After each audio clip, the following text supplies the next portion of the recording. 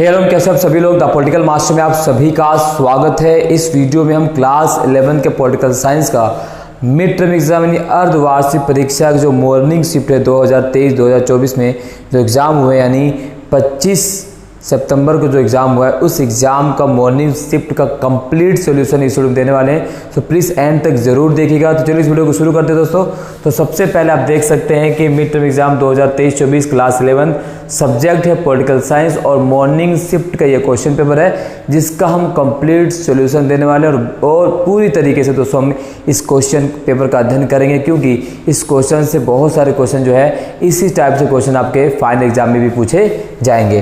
तो चलिए सबसे पहला क्वेश्चन देखते हैं। तो यहाँ पर सबसे पहला जो क्वेश्चन पूछा गया है, पहला क्वेश्चन जो पूछा गया है वो पूछा गया है कि भारतीय संविधान स्पष्ट करता है ए किसके पास निर्णय लेने की शक्ति है, बी कौन सा राजनीतिक दल जीतेगा, सी कौन सी रियासत देश पर शासन करेगी, डी किस पार्टी का नेता राष्ट्रपति बनेगा। तो भाई भारतीय संविधान क्या स्पष्ट करता है? तो भारतीय संविधान स्पष्ट करता है भाई कि निर्णय लेने की शक्ति किसके पास होगी। ठीक है, तो ए इज द राइट आंसर। विभिन्न देशों के संविधानों से लिए गए प्रावधानों का सही मिलान करना है हमें। तो सबसे पहले बात करते हैं मौलिक अधिकार। देखिए तो मौलिक अधिकार कहाँ दिया गया है? तो भाई मौलिक अधिकार हमने लिया है अमेरिका के संविधान से। अब इसका आसान तरीका क्या होता है? अब देखिए बी का 4, तो बी का 4 और किसी लाइन में आ रहा है? तो भाई बी का 4 तो और किसी लाइन में, यहाँ पर बी का 3 दे रखा है, यहाँ पर बी का 1 दे रखा है, यहाँ पर बी का 3 दे रखा है। तो इसका जो सिंपल तरीके से इसका आंसर क्या होगा आपका 1, यानी इसका सही विकल्प है ए। यानी आप देखिए बी का 4 दे रखा है, ए के कानून निर्माण विधि अपने आप कहाँ चली जाएगी? तो भाई कानून निर्माण हमने कहाँ से लिया है? ब्रिटेन के संविधान से लिया है। संघात्मक शासन व्यवस्था हमने कहाँ से लिया है? कनाडा के संविधान से लिया है। और बंधुत्व का सिद्धांत हमने कहाँ लिया? फ्रांस। तो फ्रांस के संविधान से हमने क्या क्या लिया है? स्वतंत्रता, समानता और बंधुत्व लिया। ठीक है, इस तरह से इसका ए सही उत्तर होगा। इंग्लैंड के पास एक भी दस्तावेज नहीं है जिसे क्या कहा जा सकता है? तो इंग्लैंड के पास एक भी ऐसा दस्तावेज नहीं जिसे संविधान यानी कॉन्स्टिट्यूशन कहा जा सकता है, क्योंकि ब्रिटेन का जो संविधान हो गया है अलिखित संविधान है। ठीक है, निम्नलिखित घटनाओं को कालक्रम अनुसार आपको व्यवस्थित करना है। तो यहाँ पर कालक्रम देख लें कौन कौन सी घटनाएं पहले घटित हुई है। सबसे पहले देख सकते हैं भाई मोतीलाल नेहरू ने समिति ने अधिकारों के विधेयक की मांग की, तो 1928 में मांग करी थी। दक्षिण अफ्रीकी संविधान का उद्घाटन कब किया? 1996 में किया गया। मौलिक कर्तव्यों को भारतीय संविधान में सम्मिलित किया गया। मौलिक कर्तव्य 1976 में शामिल किए गए। ठीक है, संपत्ति के अधिकार को मौलिक अधिकारों की सूची में से हटा दिया गया। तो भाई संपत्ति के अधिकार को मौलिक अधिकारों की सूची से हटाया गया कब? 1978 में 44वें संविधान संशोधन अधिनियम के द्वारा। इसी प्रकार से मौलिक कर्तव्यों को भारतीय संविधान में शामिल किया गया था 42वें संविधान संशोधन अधिनियम 1976 चौधरी स्वर्ण सिंह समिति रिपोर्ट के आधार पर। सबसे पहले दोस्तों मैं आपसे बता दूं वो ये सारे क्वेश्चन है जो हमने इंपॉर्टेंट क्वेश्चन आपको बताए थे, डिक्टो सारे क्वेश्चन। और एक बार फिर से हमने सफलता को परचम लगा दिया, यानी हमने जो कहा वो आया, जो किया वो पाया। तो अगर आप इसी तरह से फाइनल एग्जाम में भी अच्छे नंबर लाना चाहते तो हमारे चैनल को सब्सक्राइब कीजिए। मैं गारंटी देता तो आपको 100% नंबर आएंगे पॉलिटिकल साइंस, हिस्ट्री, ज्योग्राफी में क्लास 9, क्लास 10, क्लास 11, क्लास 12 में गारंटी के साथ कहता हूँ दोस्तों में। ठीक है, बस चैनल को आप सब्सक्राइब कर लीजिए। ठीक है, तो इस तरह से आपको ये देख लीजिए मोतीलाल। अब यहाँ से क्या ए, तो सबसे पहले 1928 यानी ए। ठीक है, तो पहले सबसे पहले ए, तो यानी ये दोनों तो अपने आप ही कट गए, तो ये दोनों यानी सिंपल कट गए। तो भाई ये दोनों तो हो ही नहीं सकते अब, है ना। अब बचा ए और बी, ए और सी। तो अब दक्षिण अफ्रीका का संविधान क्या आएगा भाई? तो भाई दक्षिण अफ्रीका का संविधान सबसे लास्ट में है, चौथा सबसे लास्ट में। तो ये बिल्कुल ठीक है। तो इस तरह से पहला, ठीक है, यहाँ पे देखिए तो सबसे पहले क्या आया था? तो सबसे पहले आया था पहला, फिर आपका तीसरा, ठीक है, फिर आपका चौथा, फिर आपका दूसरा, यानी सी इसका सही उत्तर है। ठीक है, चलिए अगला क्वेश्चन देखते हैं।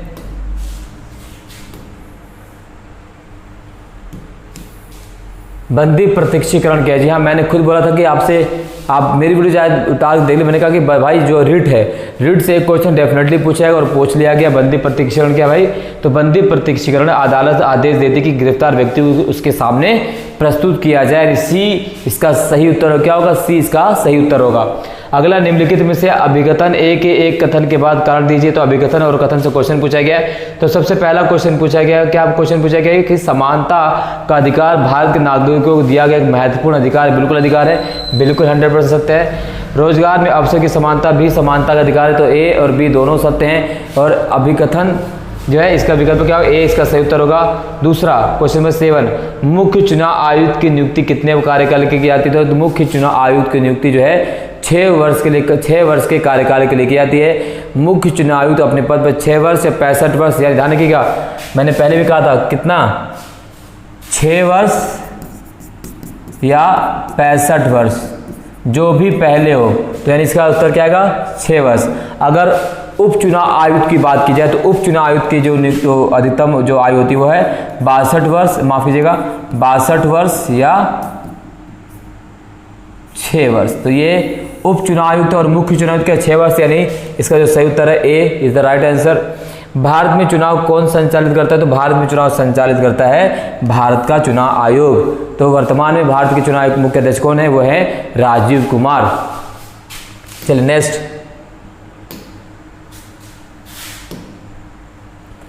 ठीक है नेक्स्ट क्वेश्चन हम देख लेते हैं। चलिए क्वेश्चन पूछा गया है राज्य स्तर पर कार्यपालिका में शामिल होते हैं। देखो राज्य स्तर पर, यहाँ पर राज्य स्तर पर पूछा गया है। अगर केंद्र स्तर पर कार्यपालिका पूछता है उसका उत्तर अलग होता है, संसद के बारे में पूछता तो केंद्र में क्या होता है भाई, केंद्र में तो ठीक है, तो राज्य में पूछा गया तो भाई राज्य में सिंपल तरीके से क्या होगा, तो राज्य में होगा राज्यपाल, ठीक क्या होगा, ठीक है राज्य में होगा राज्यपाल और मुख्यमंत्री और मंत्रिपरिषद, यानी बी इसका सही उत्तर है। अगला 1989 के बाद भारतीय राजनीति में कार्यपालिका किससे प्रभावित थे, तो भाई 1989 के बाद भारतीय राजनीति में कार्यपालिका किससे प्रभावित थे, तो वह था बहुराष्ट्रीय गठबंधन से प्रभावित थी। ठीक है, अगला है अध्यक्षात्मक प्रणाली में राष्ट्रपति ही किसका मुखिया होता है, अध्यक्षात्मक प्रणाली में राष्ट्रपति होता है देश का मुखिया। ठीक है, अध्यक्षात्मक की बात की भाई, अध्यक्षात्मक प्रणाली में राष्ट्रपति ही किसका मुखिया होता है, देश का भी होता है और सरकार का भी होता है। तो सरकार का तो होता है, मतलब देश का तो होता ही होता है, सरकार का मुखिया भी होता है, तो वो होता है सी। तो अध्यक्षात्मक शासन प्रणाली में राष्ट्रपति देश का मुखिया तो होता ही है और वो सरकार का भी मुखिया होता है, देश और सरकार दोनों मुखिया कौन होता है, राष्ट्रपति। इस तरह से इसका विकल्प आएगा सी।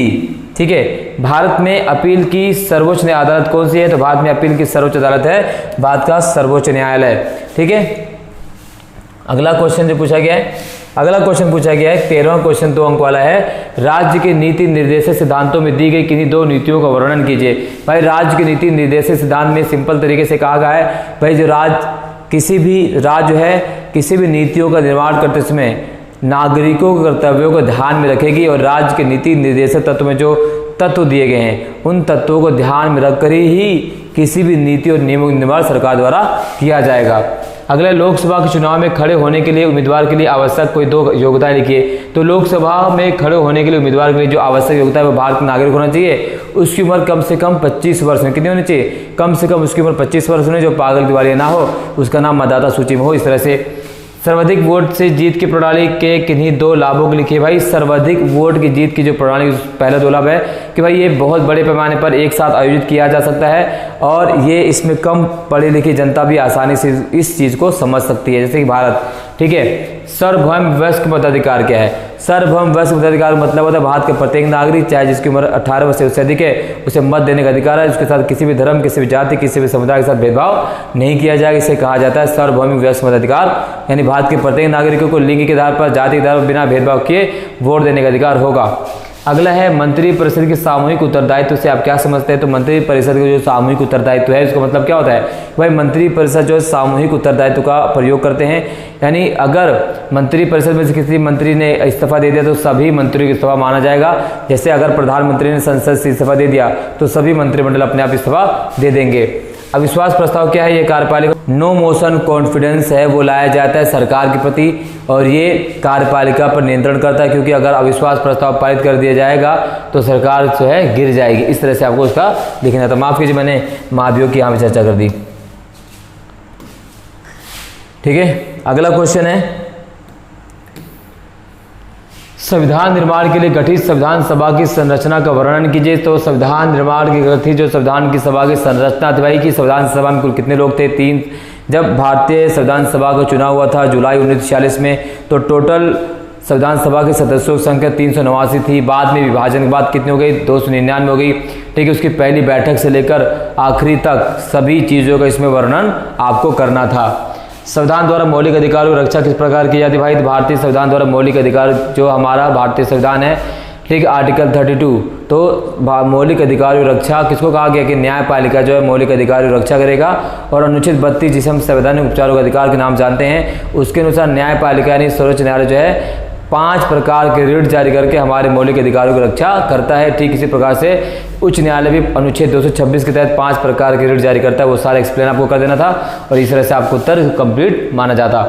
भारत में स्वतंत्र और निष्पक्ष चुनाव सुनिश्चित करने के लिए चुनाव आयोग को क्या मानदंड निर्धारित करता है? तो भाई भारत में चुनाव को स्वतंत्र और निष्पक्ष चुनाव कराने के लिए चुनाव आयोग जो है क्या मानदंड तय करता है? सबसे पहले चुनाव निष्पक्ष तरीके से होना चाहिए। चुनाव आयोग द्वारा चुनाव आचार संहिता को जारी किया जाता है। चुनाव आयोग हमेशा निरीक्षण करता रहता है कि भाई किसी उम्मीदवार द्वारा ऐसे किसी भी शब्द का ऐसे किसी भाषा का प्रयोग ना किया जाए जिससे मतदाताओं को भड़काया जाए। तो ये सारी चीज़ आपको यहाँ पर लिख लेनी थी। इसी प्रकार से समानुपातिक प्रतिनिधित्व प्रणाली और सर्वाधिक वोट से जीत चुनाव प्रणाली के बीच अंतर स्पष्ट कीजिए। भाई तो सिंपल था, जो सर्वाधिक क्या था?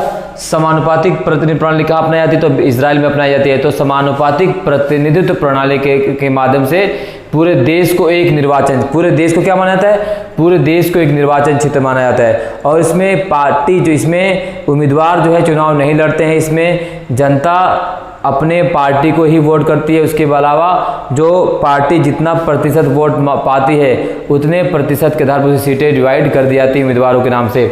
इसी प्रकार से सर्वाधिक जीत प्रणाली में क्या होता है कि इस सर्वाधिक जीत वाली प्रणाली अगर हम बात करें, जिसे हम first past the post system के नाम जानते हैं, इसमें देश को विभिन्न निर्वाचन क्षेत्रों में बांटा जाता है, बहुल निर्वाचन क्षेत्रों में बांटा जाता है। और प्रत्येक निर्वाचन क्षेत्र में प्रत्येक राजनीतिक दल जो है अपने अपने उम्मीदवार खड़ा करते हैं, यानी यहाँ पर जो है जनता उम्मीदवार को वोट देती है, ना कि राजनीतिक दल को वोट देती है। तो ये बहुत अलग अंतर से इस प्रकार से इसको आपको और भी कुछ एक्सप्लेन करना था इसमें। ठीक है, संसद द्वारा कानून निर्माण की प्रक्रिया को उल्लेख करना था। भाई प्रथम वाचन, द्वितीय वाचन, तो ये सारी चीज़ आपको लिखनी थी। राज्यसभा के बाद लोकसभा में, लोकसभा के बाद राज्यसभा में सेम प्रक्रिया का पालन दिख रहा था आपको। लोकसभा राज्यसभा से अधिक शक्तिशाली किस प्रकार? पहले आपको लोकसभा राज्यसभा की तुलना कर लेना था, उसके बाद आपको लिखना था भाई जो धन विधेयक है केवल लोकसभा में लाया जा सकता है। संयुक्त बैठक के अधिवेशन कौन करता है? लोकसभा करता है। ठीक है, इस तरह से सारी चीज़ आपको बस लोकसभा के फेवर में भी लिख देना था। सर्वोच्च न्यायालय के प्रमुख अधिकार क्षेत्र क्या? भाई सर्वोच्च न्यायालय के जो प्रमुख अधिकार क्षेत्र है जिसे हम मौलिक अधिकार क्षेत्र के नाम जानते हैं वो क्या है? एक या केंद्र और राज्यों के बीच होने वाले विवादों को निपटारा करना, 2 या 2 से अधिक राज्यों के बीच होने विवादों को निपटारा करना। इस तरह से आपको कंप्लीट इस तरह से इसके जो है मौलिक अधिकार क्षेत्र का वर्णन आपको कर देना था। इसी प्रकार से यहाँ देख सकते हैं, तो ये इस प्रकार से गद्यांश दिया गया था। गद्यांश को पढ़कर आपको इसका उत्तर दे। बहुत इजी क्वेश्चन आया था, वही क्वेश्चन डिक्टो है जिसको हमने पहले आपको बता दिया था। चित्र भी मैंने आपको बता दिया भाई, चित्र भी सेम वही आया है। ठीक है, चित्र भी वही है जो मैंने आपको पहले बता दिया भाई, इस चित्र का आपको प्रयोग करना है। वही चित्र जो है डिक्टो यहाँ पर दे दिया गया है। ठीक है, इस तरह से यहाँ देख सकते हो उपयुक्त चित्र में किस मौलिक अधिकार का उल्लंघन होते दिखाया गया। तो भाई यह शोषण के विरुद्ध अधिकार की बात की जाती है, शिक्षा का अधिकार को उल्लंघन होते दिखाया जा रहा है। ठीक है, इसी प्रकार से कितनी आयु तक के बच्चों को काम पर लगाना मना है? 14 साल तक के आयु बच्चों को काम, 14 साल से कम आयु बच्चों को काम पर लगाना मना है। ठीक है, उपयुक्त चित्र में दिखाए गए अधिकार के उल्लंघन के फलस्वरूप किस न्यायालय में याचिका दाखिल की जा सकती है? तो भाई सर्वोच्च न्यायालय में दाखिल की जा सकती है। शोषण के विरुद्ध अधिकार का क्या अर्थ है? शोषण के विरुद्ध अधिकार आर्टिकल 23, आर्टिकल 24 इसका एक्सप्लेन कर दिया, सारे कुछ मैंने पहले आपको बता दिया था। ठीक है, इसी प्रकार से भारतीय संविधान का निर्माण कैसे हुआ संक्षेप में लिखिए। कंप्लीट यानी शुरू से लेकर आखिरी तक। मांग कब रखी, किसने रखी? ठीक है, कौन कौन सी मांग थी? महात्मा गांधी ने कब रखी? मोतीलाल नेहरू द्वारा, वी.एन. राय द्वारा, ठीक है, पंडित जवाहरलाल नेहरू द्वारा। उसके बाद आपका अगस्त प्रस्ताव, क्रिस मिशन, कैबिनेट मिशन प्रस्ताव, वो सारी चीज़ों को वर्णन करना था आपको। ठीक है, संविधान के कोई 3 कार्य लिखने थे आपको। भारत में सर्वाधिक वोट से जीत चुनाव प्रणाली को ही क्यों अपनाया गया? तो ये सारे क्वेश्चन, ये जितने आप देख रहे हो ना, इन सभी क्वेश्चन को मैंने पहले ही आपको बता दिया था कि ये आपको करना है, और वही क्वेश्चन आए। इस बात पर तो एक लाइक, एक सब्सक्राइब, एक कमेंट तो बनता है दोस्तों। इस वीडियो में बस इतना ही, मिलते हैं नेक्स्ट वीडियो में, तब तक